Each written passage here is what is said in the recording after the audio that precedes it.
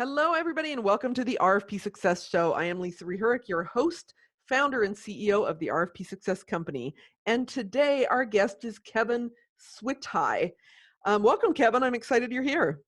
Me too. Thanks for having me. Wonderful. It's going to be a really fun conversation. What we're talking about today is making a strong emotional connection in your proposal. And Kevin's the perfect guest to talk about this. He's got, first of all, he's doctor, right? Dr. Yes. Switaj. And he's got multiple years of experience leading high performance proposal organizations and really providing strategic support on opportunity identification, capture, and proposal management. So he knows the whole proposal world, and he's going to talk to us today about making that emotional connection. So Kevin, why don't we kick it off with having you tell us a little bit about yourself and your proposal background? Yeah, well, before anybody thinks that you can get a PhD in proposal development, my doctor is actually in British history, which Oh, wow. is completely different, but uses a lot of the same skills. But I've been doing proposals for well over a decade now. I got into it when I was working on a contract for a government contractor in the DC area, and was kind of getting bored with what I was doing, and moved over to proposals and found it really interesting, which just shows how crazy I am.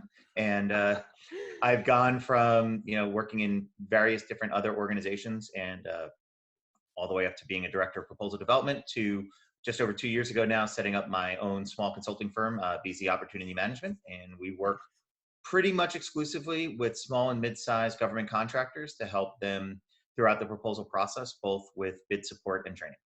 Wonderful. Wonderful.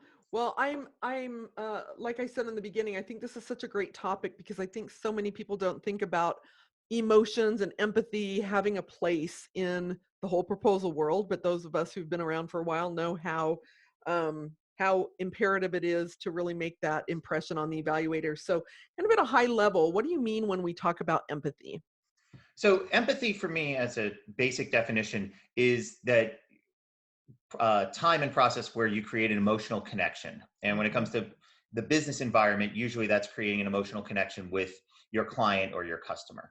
And different industries go about this in different ways. I mean, the most obvious example is the entertainment field, right? Their entire business is based on the idea of making you feel something. And the example I like to use a lot for this is the movie Up, right? Which is one of Pixar's best.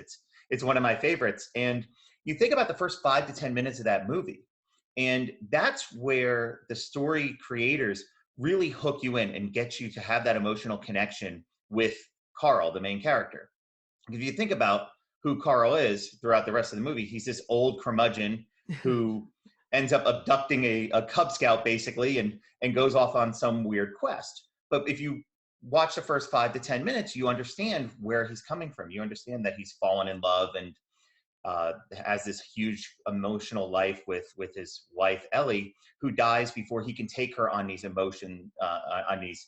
adventures, exploring and going out to see the world. And so that's what's driving him, and that's the emotional connection you make with him at that point, Mm, right? Now, yeah. our proposals are not going to make that type of connection, and as I like to say, the first 5 to 10 minutes of that movie, I'll be completely honest, made me cry. Hopefully, our proposals don't make other people cry. If They they might do, we're make us doing something. cry when we're in the Yes, middle of them, right? usually, yeah. But if they do, you're doing something wrong. If it makes the evaluator cry, but Right. that emotional connection that you're making with your evaluators, hopefully, will move you from basically just submitting a bid response to showing a solution that really answers their needs. Yeah, and that's so beautiful too, because if you think about the analogy there to, the first 5 minutes, you have to, if we think about entertainment in a movie, I mean, I'll turn it off after 5 or 10 minutes if it's not drawing me in. It's kind of the same in a proposal, right? If we're not Mhm. drawing, not that they're going to turn it off, but they're going to shut off their interest in your proposal if you don't capture them in the first 5, 10 minutes. Definitely. And that's why making those points, whether it's in an overall introduction, making that connection, or just the introductions in each of your sections, because you never know, people might be Hmm. digging out that proposal, being able to show them right up front that you know who they are and what they need and why they need it is really going to Yeah. resonate with your clients. I love that. So, and we've touched on this, but I want to dig a little bit deeper into the why of empathy, like, why empathy is important. Mhm. Is there more to it than that? Or is that really kind of just what we're saying is you've got to capture them and draw them in? Well, I think when you go back to it, proposals are business documents, right? So most people think that they're supposed to be these kind of boring, dry, technical treatises on, software development or whatever. Right. Or they're supposed to be these super salesy, paper versions of your used car salesman guide, right? And Right. and it's neither, right? A good business document, a good proposal makes your connections because people look to buy from who they know and trust. Right? That's Hmm. the essence, especially when things are on the line. Right? Think about any of the big buying decisions that you've made. When you buy a house, right? You're going to go with a realtor that you connect with. When it comes to your proposals, yes, it's a professional decision in terms of who they're going to go with, but there is personal emotional connections and Yeah. responsibilities for that, right? If you think Yes. about it, somebody, in an extreme case, somebody's job might be on the line if they make the wrong decision when they're doing a huge purchase. But even if it's not, these are key programs for your evaluators. This is probably the work that they live with every day or a product that they need every day. So their work success, their happiness at work is tied up in the decision that they're making in this procurement. So there, of course, is an emotional stake, right? So the Yeah. key part of what we have to do in our proposals, like going back to that know and trust, we have to show our clients that we know who they are and what they need and that they can trust us to deliver. Yeah, that's so important. And, it was interesting. I just did another, a couple of days ago, I did another podcast interview with somebody all about storytelling and how Mhm. important the stories are. It's kind of the same thing we're talking about. What's interesting to me is that I'll have people say, well, Lisa, in federal responses, there's just no place for that. Or in school district responses, there's just no place for that. Do you think that there is a place for empathy, emotions, no matter what, federal, state, local, corporate? What would you I, say to I that? I definitely think so. And Yeah, I do too. coming from the background that I am, I work almost exclusively on federal proposals. I Mm, would say okay. it's over my career, it's well over 95% of the bids that I've done. And yes, there are very strict requirements, the federal acquisition regulation and the sections L and M and the requirements that are all laid out.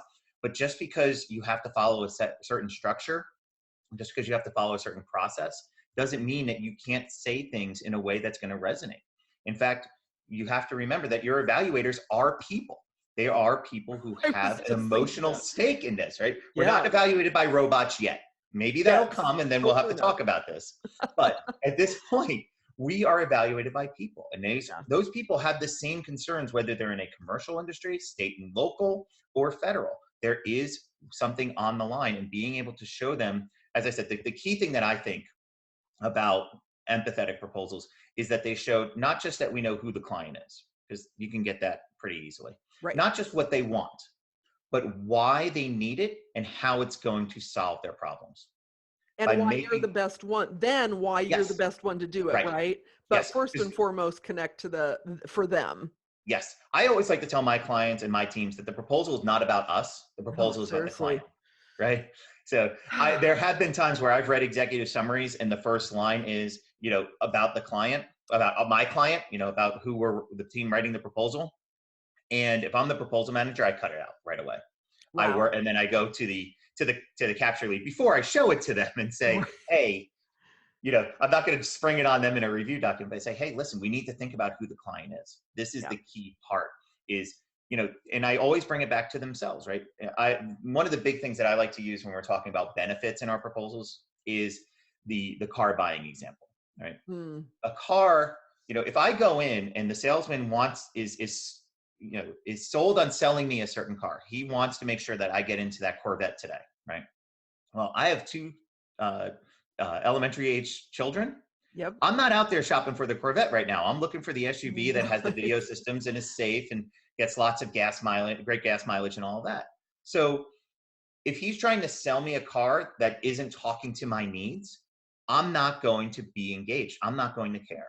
So on the flip side, our proposals need to talk to our clients, need to make sure that we Yeah. understand who they are and talk to them first. I love that. I always use the analogy of trying to sell meat to a vegetarian in a restaurant, right? Yes. And I'm sure you have also, we've seen that so much. in reviewing proposals, in viewing uh, proposals that people have written. Yeah. We see that all the time.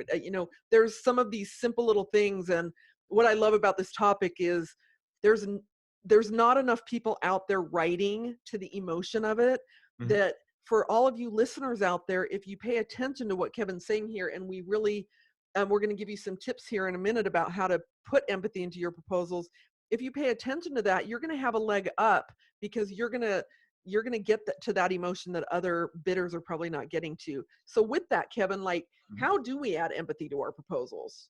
Well, the first thing that you need to do is have the information to be able to speak to those client needs, right? So this is where your sales teams need to really come to the front and be able to articulate, what the client needs are, what they're learning about, the hot buttons, the pain points, and on the flip side, the program success factors. What at the end Right. of the day is going to make this client and these individual evaluators happy and make them look like a success in the eyes of others, right? Because that's one Yeah. of the goals of our proposals. Second is you really need to know what you're offering. You need to know the details of why your approach is awesome, why it's different, the value that it brings to your clients. And then, as you said earlier, the third part of that, after you've packaged all of that up, is it's how do you stand apart? Mm, What yeah. makes you different from everybody else? Besides the fact that you've got this awesome solution, why should they trust you with that? So, how do you stand apart? What is your experience in delivering something along those lines so that you can then show the client, hey, we are a low risk solution? Everything that we've said about making that emotional connection, that all in the end comes down to risk. They're going to make a decision based on minimizing their own risk. And one of the ways we do that is by making an emotional connection, the others Mhm. by proving it. Yeah, and I love that. Something you said earlier too is, making me think, and just kind of reiterating what you said really is that there's a human being on the other side of that, and they don't want to make a mistake by hiring the wrong company. Yep. So that is so important. Now, what happens if they don't have good capture information? I mean, frankly, if you think about small businesses, they're trying to do all of it, right? They might not Yes. have a dedicated sales team, or they might not have a dedicated proposal team. How do you make up for that if you don't have that information? That's a great question. And to be honest, I work with a lot of small and mid-sized companies that Yeah. might not have that level of dedication and all those specific roles. And it can be hard, in the federal space, especially, it can be hard to get in front of some of these clients and knowing Yeah. who that, the buyer is within the suborganization of a suborganization of a suborganization. So what are some things that we can do? First off, I always like to tell my teams, Google is your friend. Totally. Going out, and you would be amazed at the amount of information and awesome content you can find out there on Google. So what I do is I Google I'll look at the agency or the corporation that we're looking at. And there are two kinds, depending on if you're commercial or government, there are two types of documents you might find there. On the commercial side, especially if they're a public company, there's going to be a lot of SEC filings and other Mm, required documentation, annual reports, things like that that you can get a hold of that can give you some sense of what's important to them. What are love they it. investing in? What types of work are they looking to explore into? On the federal side, in the state and local side, you'll find strategic plans, IT strategic plans, other types of documentation. Um, you get to know who the leadership are within those organizations. Look for interviews. Which Great I'll idea. Google. Being here in the DC area, I'll Google the Washington Post or Washington Technology or Oh, or yeah. GovExec or all these other different types of news websites. Um, Looking for congressional testimony, both on the commercial and on the government side, because you'll get to really know what's at stake, what's important to those types of people. Um, for me, those are some of the biggest ways to do it. The final one would be if you know anybody who's worked within that organization or with that client. Um, they might not know necessarily who's going to be doing the purchasing, but they know kind of the backstory of what the organization is going through and what they're really looking for. That's some really great information, and, for our listeners, honestly, you've gotta take some time to do that research, and yeah, I always tell people too, like, interns, interns, interns for small businesses, right? Mhm. Like, get your interns working, get an intern in there to help with some of that research. And the other thing for what you said there at the end, go on to LinkedIn and see who you Yeah. might know, right, that is in that organization or connected to somebody in that organization to do that diligence, on that piece. So Yeah, Great you can information. learn a lot about programs as well from LinkedIn. By Yeah. some people are a little too share a little bit too much information in their LinkedIn profiles. So you can, that I usually tell my teams, hey, see if you can find who some of the key players are right now, and you can get a good sense of some things on the program. Yeah. Great insight. So there's no excuse really for if you don't have that information, go out and find as much as you can. And I think too, we do a lot of work in the state government, Mhm. state, local municipalities, and there's always a lot of information in the news, Yeah, governors' briefings, or um, just news stories with what's going on with the stakeholders. So I love that. definitely. So where do you think in the proposal you can make the best use? Because, right, we've got the very technical piece part of the proposal, and then we've got more um, kind of about us and about the Mhm. team. Where do you think is the best place to really hit hard on that empathetic side? Yep. So what I'd say is for me there are three real big places that we can do it. And the first is in that introduction or executive summary Mm, or whatever you want to call it, that overviews your entire proposal. And as we said before, that needs to be about your client. Right up front, that's your first 5 minutes, right? That's where yeah. where you're learning the backstory of Carl, right? Is in those first 5 minutes. And that first page, showing them clearly, who they are, what they need, why they need it, and how your solution's going to help them solve those problems. If you can capture that between your text and a nice overview graphic on that first page, you've already reeled them in, right? You've got Mm, them nodding along with you, understanding who you are and what you can bring, and they're going to want to read more. They're going to want to see the rest of that proposal. At the same time, you want to do that, as I said before, in each individual section as well. And the reason yes. for that is, especially in the federal space, we'll sometimes see the proposal broken up and you get part A and you get part B and you get part C. And when that happens, they might not see that executive summary, especially if it's not required in the solicitation. So using your first, not full page, and you're usually under really tight page constraints on federal bids, Yep. but using that first half a page, putting together a really strong introductory paragraph that shows the understanding of that specific piece, whether it's technical, staffing, management, showing what they need and can make those same steps, what, how, why, and a solution, then once again, you've got them nodding along. I like, as I say in my trainings, you want the head nod effect at the end of your Yes. introductions. Yes. And then the final piece I would say is in your approach. Yes, it can be very heavily technical, and a lot of times though, it's something you can write a book about, right? I've done a lot of IT bids in my life, and doing Scrum and Agile development. You can write hundreds of pages about the Oh, Scrum process and all the awesomeness of it, and what a Scrum meeting should be, and all those types of things. And when you have a one-page section in your proposal to do it, you have to really cut down on what you're going to say. So focusing your content in that approach on the key parts that are going to make an impact based on what you know about what the client really needs and wants, that's where you're going to make that connection. Because some of your competition are just going to use, boilerplate 73B and plug it in.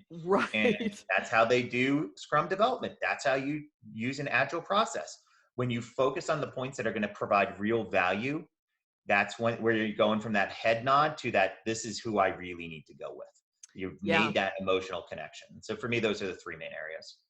That's really great information. That emotional connection, it's no longer good enough to just meet the qualifications, right? Because Mhm. everybody that's bidding is meeting the qualifications, Right. and you've got to capture the attention, capture that emotion. So I love those tips. That's really great. So, what advice would you give to the writers to help really guide them through creating this? Because it's one thing to say, let's do it, but Right. how? Especially people that are not used to this and Yes. it's scary, right? Or weird or uncomfortable. Oh yeah, and we all work with writers who aren't writers, right? They have their Right. day jobs, and Yeah. getting them to wrap their head around trying to be quote unquote creative can be Mhm. really difficult, right? Because they're like, I'm not George Orwell, I'm not William Shakespeare, I can't be creative. So what can we do in those cases? The first thing I always tell my teams is that you need to look at things from the client's point of view. Right? Mm. You were talking about storytelling before. Pixar has their 23 tips of storytelling, which are awesome, and Oh, cool. about a third to a half of them are applicable to proposal development. Oh, really? But one of them is don't write, is to summarize, is don't write what you want to see as a writer, write what your audience wants. And Beautiful. I try to use that to say, listen, you guys want to talk about all these cool little things that you can do in, some technical jargon or specific points. Think about it. First off, you're writing to me because I'm not a tech expert by any stretch. As I said, I've got a PhD in British history. So unless you want to go into, 19th century cultural and social discussion, I'm not going to be your guy for the tech side, right? But Right. what I can do is, having done enough of these bids and being in a spot where some of our evaluators will be, where they kind of understand the premise but don't know the details, Yes. write like you're writing to me. Yeah. All right. And so when you have them flip that switch of I'm writing for myself to I'm writing to somebody, that's the first part. I think I love making that sure, tip. yeah. And the Yeah. other part I would say that goes along with that is I always ask them, so what? Right. And Mhm. that helps get us to the benefits. So why are we going to go with an agile approach instead of a waterfall approach? Right. Why are we going to use this tool instead of that tool, And for get and operations just and maintenance? yeah, and for the record, the answer is not because that's the way we do it in the company, right? Yes. Right. Yeah, yeah, exactly. The answer is not that's what I feel comfortable doing. It's Right. because it delivers a clear value based on what we know about the client, right? Yes. Keep drilling that point home. Even if it goes to the other side of saying, well, why aren't we using waterfall? Well, because it's too expensive and you can't build security in throughout it and blah, blah, blah. Okay. Now I can take that and kind of reverse engineer backwards with the benefits. So Beautiful. having them focus on who they're writing to and what the value of that is, even if it's just in a conversation like this, and then I get the document back from them before a review or as we're finalizing things, I can then go back in and help them either articulate that themselves or help add it to the proposal. Wonderful. Great tips. Thank you so much. And I think that's really going to help our writers to say, okay, and start small, right? Like Mhm. just start getting used to this. You don't have to become this writer overnight, but if you take some of his tips here to all you listeners and just kind of add them to your proposal process as you go. Any other tips for how they can incorporate this and how they can start thinking this way instead of just trying to do it all at once? I definitely think it's a gradual process. It's Yep. first off is making that mind shift, like I said, from the proposals about us to the proposals about the client. Once you can get your team, your company, your contributors to make that shift, a lot of the other things will trickle down just by uh, you know just because, right? They'll start seeing the fact that, well, we have to articulate why this is important to them. As you start going through that, when you start off with, hey, remember, this proposal is not about what we want to do, it's about what they need. Yeah. Start with that. That would be my first tip. If you I get love your it. team to agree with that, you are probably about 75% of the way there. Everything else, it's just part of your normal proposal process, right? If you're doing color team reviews, you add it to your review criteria. Mm. Hey, how well are we articulating the client's needs and how we're addressing them? Make sure that you're working with your capture and your sales teams to ask the right questions. The worst thing a sales or capture guy can go in and do is present a deck, right? Is Yeah. present here's who we are, right? No. And I've actually coached capture people to go in and say, listen, I know you get these decks all the time and my boss is making me give it to you. And I know you're going to file it away at the bottom of the drawer by the time we're done. I'm not going to spend any time going through that. What I want to know is, what do you need? What's going on in your world? And how can we be the ones that help you with that? If you Mm. do that, if your capture people do that, now you're getting that pipeline. And they're going to be honest with you the vast majority of the time. I totally agree. I love that. Such a great approach. There's so many great tips here. And what I love about you, Kevin, is you're giving very concrete, tactical things that people can implement and do right away. So thank you for that. So if people want to connect with you, how can they do that? So I'm on LinkedIn fairly regularly. I have a very unique last name, so you put it in. I believe, as far as I know, there's only one Kevin Switaj in the world. Nice. So you should be able to find me. I'm on Twitter at Dr. Switaj. We have on our website bzopportunity.com. We have a blog that I fairly regularly post to, at least try to. Okay. And I think those are the easiest ones. If you're looking for email, info@bzopportunity.com is an easy one as well. Okay, perfect. And for all of you scared out there that you're like, I don't know how to spell his last name, that's okay. It will be in the show notes as well, all those links that he just gave us. So, Kevin, thank you so much. I so appreciate your time and all the tips that you've given to our listeners. Appreciate you being here. Thanks, Lisa. I appreciate it. All right, everybody. Well, you have been listening to the RFP Success Show. We appreciate you being here. If you are looking for more training on how to improve your RFP responses, visit us at the rfpsuccessinstitute.com, and we'll see you again back here next time.